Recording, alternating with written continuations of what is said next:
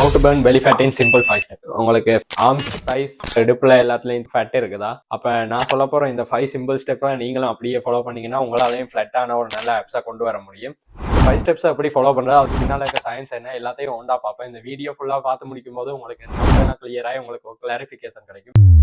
நான் சொல்ல போறது பாய்ஸு கேர்ள்ஸு எல்லாருக்குமே சூட் ஆகும். இது வீட்டுல இருந்து செய்ய முடியும், ஜிம்ல இருந்து செய்ய முடியும். நான் இன்னைக்கு 5 டிப்ஸ் சொல்ல போறேன். இந்த 5 டிப்ஸ்ல 2 மட்டும் பண்றேன் ப்ரோ, 1 மட்டும் பண்றேன் ப்ரோ நீங்கன்னா உங்களால அச்சீவ் பண்ண முடியாது. அதனால நான் சொல்ற எல்லாத்தையுமே சரியா ஃபாலோ பண்ணீங்கன்னா உங்களால அச்சீவ் பண்ண முடியும். உங்களோட வயிற்றுல பெலிஃபேட் உடனே ஏறிடும். நீங்க எவ்வளவு கஷ்டப்பட்டாலும் கடைசியா தான் பெலிஃபேட் குறையும். இந்த பெலிஃபேட்டை குறைக்கிறதுக்கு என்ன செய்யலாம்னு யூடியூப்ல தேடுவீங்க. ஒரே மாசத்துல எப்படி ஷாருக்கான் ஆகுறது, ஒரே மாசத்துல எப்படி தமன்னா மாதிரி சமந்தா மாதிரி ஆகுறான்னு எல்லாம் சொல்லுவாங்க. அதெல்லாம் நம்பி ஏமாறாதீங்க. அதுக்கு பின்னால இருக்க சயின்ஸ் என்னன்னு போல தெரிஞ்சுக்கொள்ளுங்க.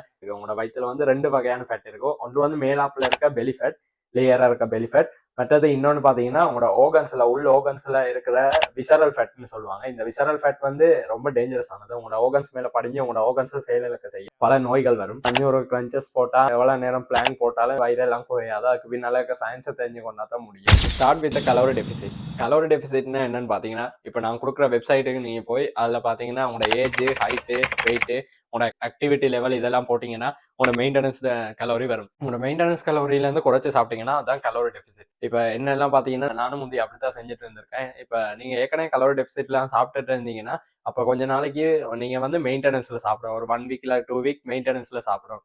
அதுக்கு பிறகு நீங்கள் திரும்ப கலோரி டெபிசிட்டுக்கு போங்க. கலோரி டெபிசிட்ல இருக்கும்போது உங்களால் ஃபேட்டை லாஸ் பண்ண முடியும். Step number 2, eat this 20 foods. இதில் பார்த்தீங்கன்னா high protein, fats, vegetables, starch, milk, fruits உள்ள லிஸ்ட் கொடுத்துருக்கேன்.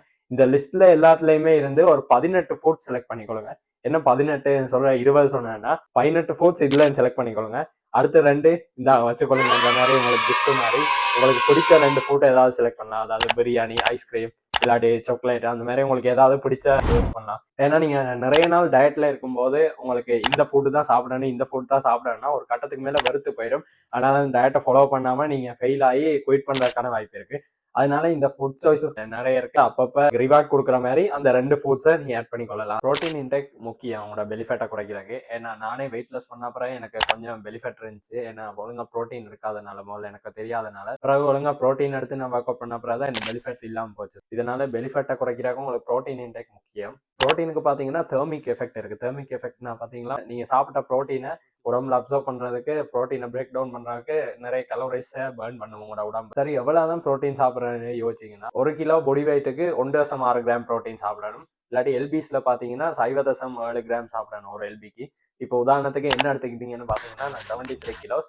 அப்போ எனக்கு வந்து 1.6 கிராம்னா 116 கிராம் ப்ரோட்டீன் கிட்ட நான் சாப்பிடணும். அதே மாதிரி உங்களோட வெயிட்டை மல்டிபிள் பண்ணி உங்களுக்கு எவ்வளோ ப்ரோட்டீன் இன்டேக் வேணுன்றதை நீங்க கணிச்சுக்கொள்ளுங்க. இந்த விசரல் ஃபேட்னா என்ன, அதை எப்படி வைக்கிறதுன்னு பார்த்தீங்கன்னா நாங்கள் வந்து 2 டைப்பான ஃபேட் சாப்பிட்றோம். ஒன்று பார்த்தீங்கன்னா அன்சாச்சுரேட்டட் ஃபேட்ஸ், இன்னொன்று சேச்சுரேட்டட் ஃபேட்ஸ். அன்சாச்சுரேட்டட் ஃபேட்ஸ் என்ன சாப்பாடுகள் இருக்குன்னா சீட்ஸு, நட்ஸ், ஃபேட்டி ஃபிஷ் இந்த மாதிரி இதுகள் இருக்குது. இன்னொன்று பார்த்தீங்கன்னா சேச்சுரேட்டட் ஃபேட், அது பார்த்தீங்கன்னா butter, fat spread, oily foods, fried foods இந்த மாதிரி இதுகள் இருக்குது. இப்போ பார்த்தீங்கன்னா ஒரு ஸ்டடி நடத்தியிருக்காங்க. அதில் ஆக்களுக்கு வந்து அன்சாச்சுரேட்டட் ஃபேட்ஸும் இன்னொரு ஆக்களுக்கு சேச்சுரேட்டட் ஃபேட்ஸும் கொடுத்து பார்த்துருக்காங்க.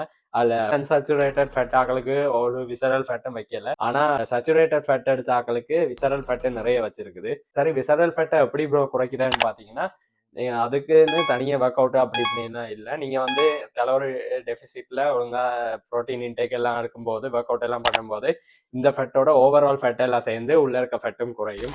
Step number 3, best work out for belly fat. பெலிஃபேட்டுக்கு எப்படி குறைக்கலாம், என்ன ஒர்க் அவுட் செஞ்சா குறையும். 500 சிட்அப்ஸ், 500 கிரன்ச்சஸ் இந்த மாதிரி செஞ்சுட்டு இருந்தோம் தான். ஆனா எதுவுமே வேலைக்காகல. நீங்க வந்து ஸ்ட்ரென்த் ட்ரைனிங் பண்ணி உங்களோட ஒர்க் அவுட்டை ஒழுங்கா ஃபோக்கஸோட செஞ்சீங்கன்னா தான் உங்களால ஓவராலா ஃபேட்டை குறைக்கும் போது உங்களால பெலிஃபேட்டையும் குறைக்க முடியும். நீங்க ப்ரோட்டீன் எடுக்காம கார்டியோ மட்டும் பண்ணி ஸ்ட்ரென்த் ட்ரைனிங் பண்ணாம நீங்க ஒர்க் அவுட் பண்ணி வெயிட்டை குறைச்சிங்கன்னா அது வெயிட்டா லாஸ் ஆகுமே தவிர ஃபேட் லாஸ் ஆகாது. இதனால உங்களுக்கு மசில் லாஸ் ஆகும். அதனால திரும்பவே கொஞ்ச நாளையில நீங்க பசி அதிகமாகி ஃபேட் ஆகிறதுக்கான வாய்ப்பு இருக்கு. கொஞ்சமான கலோரி டெபிசிட்ல இருந்து ஒழுங்கான ப்ரோட்டீன் இன்டேக், ஒழுங்கான கார்டியோ பண்ணி ஒர்க் அவுட் பண்ணி குறைக்கிறதான் உண்மையான fat loss. Leg raise, cable crunches இந்த மாதிரி ஒர்க் அவுட்டே கொஞ்சம் உதவி செய்யும். அதோட நீங்க எல்லாத்தையும் ஃபாலோ பண்ணா. அதோட நீங்க நீட்டையும் கொஞ்சம் ஆட் பண்ணிக்கொள்ளுங்க. அது என்ன ப்ரோ நீட்டுன்னு பார்த்தீங்கன்னா நான் எக்ஸசைஸ் ஆக்டிவிட்டிஸ் தெர்மோஜெனிக். அதாவது பார்த்தீங்கன்னா நீங்க இப்ப நடக்கிறது, ஓடுறது, உடுப்பு துவைக்கிறது, வீடு கூட்டுறது இந்த மாதிரி வேலைகளுக்கு கூட உங்களோட கலோரிஸ் பர்ன் ஆகும். அப்ப உங்களோட கார்டியோட சேர்த்து இதையும் பண்ணுங்க. ஏன் ப்ரோ வெயிட் லாஸ்னா நான் கார்டியோ பண்ணியே ஆகணுமான்னு கேட்பீங்க. உங்களுக்கு கார்டியோ எப்போ வேணும்னா இந்த நீட் வந்து உங்களுக்கு கலோரி பேர்ன் ஆகாம போகும்போது அதுக்கு பிறகு நீங்க இந்த கார்டியோ செய்ய வேண்டி வரும். Step number 4, sleep every night like a baby. ஏன்னா நீங்க ஒவ்வொரு நாளும் 7 to 9 ஹவர்ஸ் தூங்கணும். உங்களோட ஃபிட்னஸ் கோலை அச்சீவ் பண்றதுக்கு ஸ்லீப் வந்து முக்கியமானது. இப்போ 2 குரூப்ஸ் எடுத்து பார்த்துருக்காங்க. அதில் பார்த்தீங்கன்னா 2 குரூப்புக்குமே கலோரி சர்ப்ளஸ்ல சாப்பாடு கொடுத்துருக்காங்க. அதுல பாத்தீங்கன்னா ஒரு ஆக்களை தூங்க விடாம வச்சிருக்காங்க, 4 மணி நேரம் தூங்க விட்டுருக்காங்க. இவனுக்கு தண்ணி சோறு பிரியாணி எது வேணாலும் கொடுங்க, ஆனா தூங்க விடாதீங்க. இன்னொரு குரூப்பை 8 ஹவர்ஸ் தூங்க விட்டுருக்காங்க. இதுல பாத்தீங்கன்னா 8 ஹவர்ஸ் தூங்குனவங்களை விட 4 ஹவர்ஸ் தூங்குனவங்களுக்கு நிறைய ஃபேட்டு வந்திருக்கு, நிறைய விசரல் ஃபேட்டு வந்திருக்கு. அதனால ஸ்லீப் ரொம்ப முக்கியம். சரி, இது கலோரி சர்ப்ளஸ் தானே, கலோரி டெபிசிட்டுக்கு என்னாச்சுன்னு கேட்டீங்கன்னா இதே ஸ்டடி கலோரி டெபிசிட்டும் பண்ணியிருக்காங்க. அதில் பார்த்தீங்கன்னா 8 ஹவர் தூங்குனவங்களுக்கு வந்து நிறைய ஃபேட் லாஸ் ஆகியிருக்கு. அதே 4 ஹவர்ஸ் தூங்குனவங்களுக்கு அவ்வளோ ஃபேட் லாஸ் ஆகலை, மசில் லாஸ் தான் ஆகியிருக்கு. Last and final tip, step number 5, don't over complicate. அதாவது என்னதான் வெயிட் லாஸ் ஆனாலும் ஃபேட் லாஸ் ஆனாலும் வெயிட் ஸ்கேலில் சேஞ்சஸை பார்த்தாலும் பாடியில் சேஞ்சஸை பார்த்தாலும் பெலி ஃபேட்டை பார்த்துட்டு இன்னும் பெலி ஃபேட் குறையலையே, அப்போ நம்ம பண்ணுறது தப்பு போலன்னு சொல்லிட்டு சில ஆட்கள் குயிட் பண்ணிட்டு போயிடுவாங்க. அந்த இடத்துல நீங்கள் குயிட் பண்ணிட்டு போகக்கூடாது.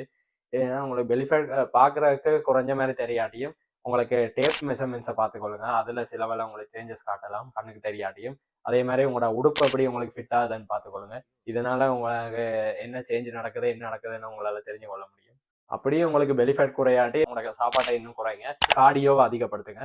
சரி, கார்டியோ அதிகப்படுத்தி ஏன் நான் கஷ்டப்படணும், என்னால் முடியாதுன்னு சாப்பாட்டை குறைக்க பார்க்காதீங்க. ஏன்னா சாப்பாடை ஒரு அளவுக்கு மேலே குறைக்கல. ஒரு அளவுக்கு மேலே குறைச்சோன்னா ஒரு கட்டத்துக்கு மேலே நமக்கு ஏழாம போயிடும், மயக்கம் வரும், காய்ச்சல் வரும். எனக்கே நிறைய தடவை நடந்திருக்கு. மயக்கம் வரும், காய்ச்சல் வரும், யாராவது ஏதாவது காய்ச்சா தூக்கி போட்டு மிதிக்கணும் போல கோபம் வரும்.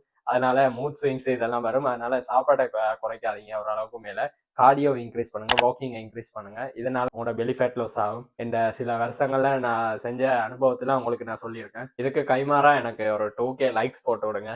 இது கூட நான் எனக்காக கேட்கல, நான் இந்த லைக்ஸ் மூலமா இந்த வீடியோ நிறைய பேருக்கு கொண்டு போய் சேர்க்குவேன். ஏன்னா இன்டர்நெட் ஃபுல்லாவே பைத்தியக்காரத்தனமா இந்த பவுடரை குடிங்க, அந்த ஜூஸை குடிங்க, இதை தடவி பூசுங்க, அவங்களோட வயிற்றுல பூசுங்க குறைஞ்சிடும் அப்படின்னு முட்டாள்தனமான இன்ஃபர்மேஷன்ஸ் தான் இருக்குது.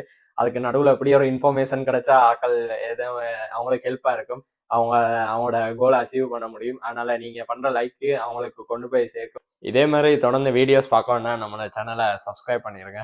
ஓகே, இன்னொரு வீடியோவில் மீட் பண்ணோம். பாய்.